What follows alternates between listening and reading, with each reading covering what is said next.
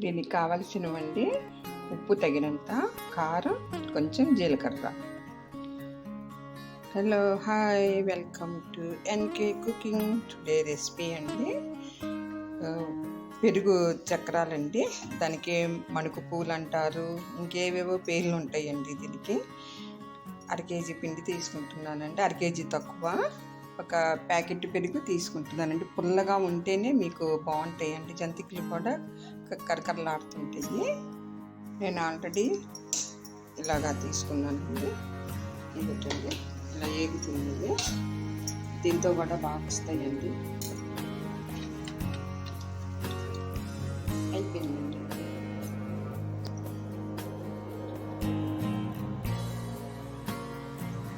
నూనె వాడుచుకొని పెట్టుకో.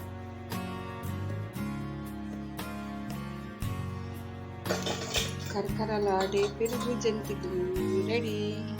పెరుగు జంతికలు